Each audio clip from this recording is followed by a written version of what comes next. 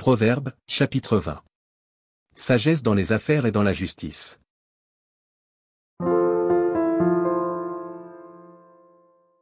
Le vin est moqueur, les boissons fortes sont tumultueuses, quiconque en fait excès n'est pas sage. La terreur qu'inspire le roi est comme le rugissement d'un lion, celui qui l'irrite pêche contre lui-même.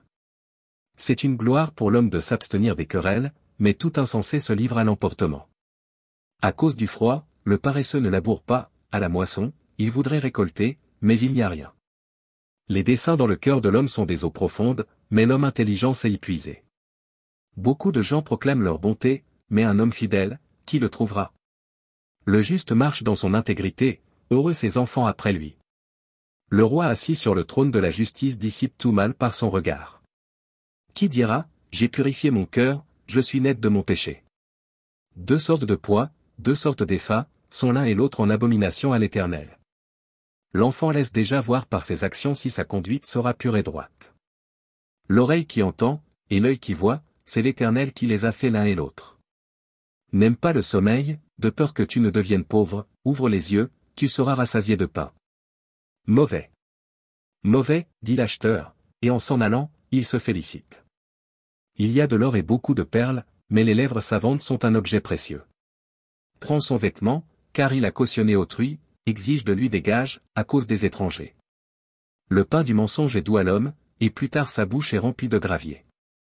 Les projets s'affermissent par le conseil, fais la guerre avec prudence. Celui qui répand la calomnie dévoile les secrets, ne te mêle pas avec celui qui ouvre ses lèvres. Si quelqu'un maudit son père et sa mère, sa lampe s'éteindra au milieu des ténèbres.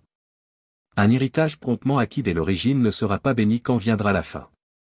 Ne dis pas, je rendrai le mal. Espère en l'Éternel, et il te délivrera. L'Éternel a en horreur deux sortes de poids, et la balance fausse n'est pas une chose bonne. C'est l'Éternel qui dirige les pas de l'homme, mais l'homme peut-il comprendre sa voie? C'est un piège pour l'homme que de prendre à la légère un engagement sacré, et de ne réfléchir qu'après avoir fait un vœu. Un roi sage dissipe les méchants, et fait passer sur eux la roue. Le souffle de l'homme est une lampe de l'Éternel, il pénètre jusqu'au fond des entrailles. La bonté et la fidélité gardent le roi, et il soutient son trône par la bonté.